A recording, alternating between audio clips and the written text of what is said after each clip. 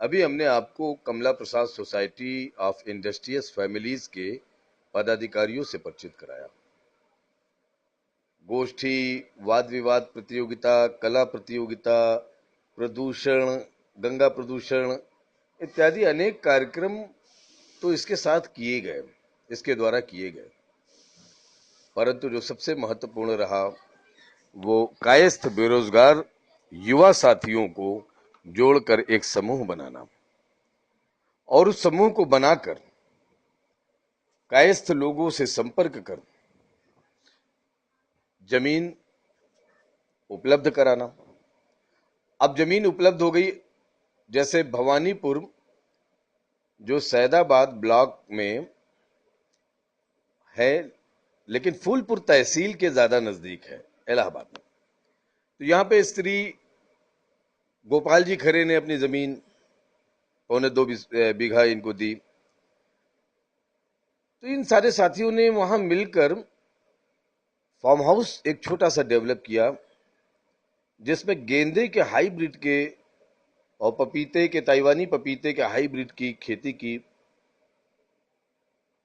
वहां पर पहले सब लोगों ने, सारे साथियों ने सेल्फ हेल्प ग्रुप की पद्धति पर 500-500 रुपए आपस में दिए और 20 लोगों का एक ग्रुप वहां बनाया। फिर 1-1 हजार रुपया आपस में इन्होंने दिया, फिर 2-2 हजार रुपया दिया, कुल 5-5 हजार रुपया करके वहां पे एक सबमर्सिबल भी लग गया और वहां पे उन्होंने उसका कारोबार शुरू किया।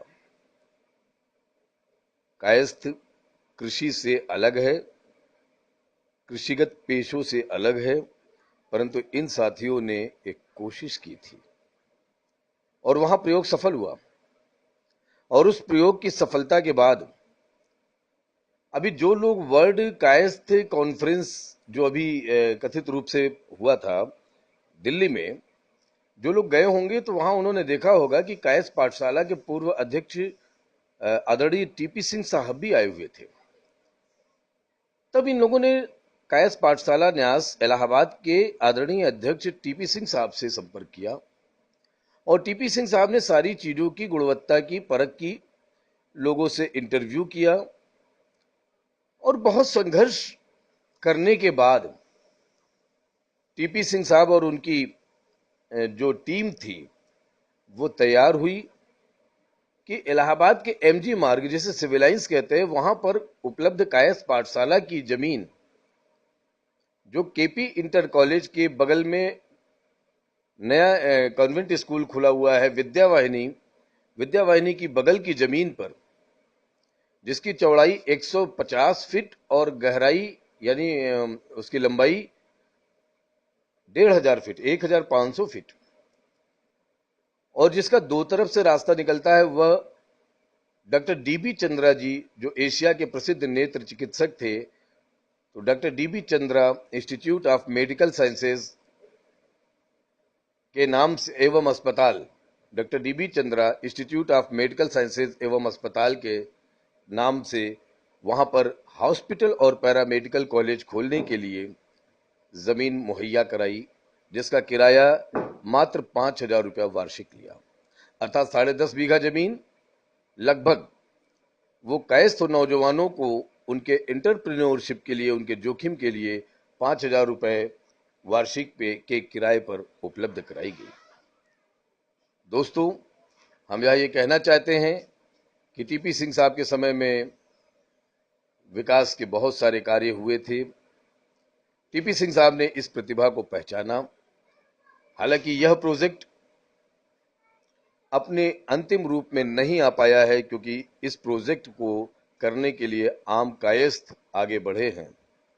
कोई पूंजीपति नहीं, न तो किसी पूंजीपति ने, न ही किसी नेता ने इसमें सपोर्ट किया। अपील तो सबसे की गई,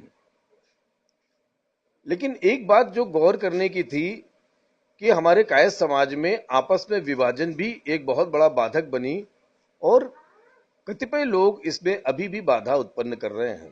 परंतु ये हमारे साथी इस मैटर पे अपनी धीमी गति से ही आगे बढ़ते जा रहे हैं। बहुत सारी डिटेल तो हम बाद में बात करेंगे, या हम कमला प्रसाद सोसाइटी के लोगों से कहेंगे कि जो इच्छुक हों उनको वो अलग से जानकारी दे। परंतु कल्पना करिए कि आम कायस्थों के द्वारा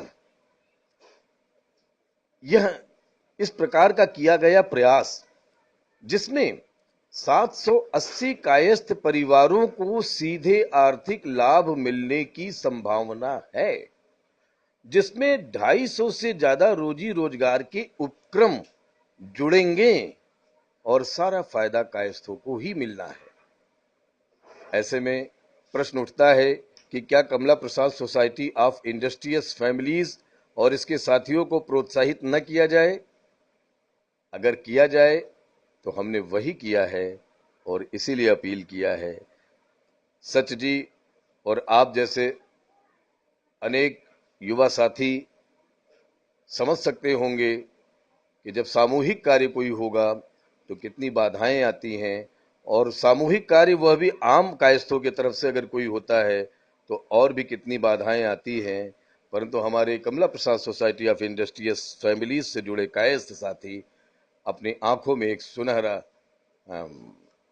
भविष्य देख रहे हैं कायस्थ समाज के लिए। इसमें अधिकांश तो जब जो बीज आज लगा रहे हैं इसमें अधिकांश रहेंगे कि नहीं रहेंगे, लेकिन उनको यह विश्वास है कि आने वाली पीढ़ी, कायस्थ समाज के आने वाले लोग फल जरूर खाएंगे और यही सबसे बड़ी सफलता उनकी है। इसलिए हमने अपील किया था कि कमला प्रसाद सोसाइटी ऑफ इंडस्ट्रियस फैमिलीज के पेज को ज्यादा से ज्यादा कायस्थ लाइक करें, जिससे जब सीधे संवाद स्थापित करना हो, क्योंकि वह किसी व्यक्ति विशेष की उद्देश्य नहीं पूरा कर रही है, वह किसी व्यक्ति विशेष की संस्था नहीं है, वह किसी परिवार विशेष की संस्था नहीं है। तो जब सीधा संवाद स्थापित करना हो तो तमाम सारे साथियों के साथ सीधा संवाद स्थापित हो सके, कायस्थ समाज को कायस्थ समाज के तरफ से कायस्थ समाज के लिए किया गया कार्य दिख सके, इसलिए हमने यह अपील की थी।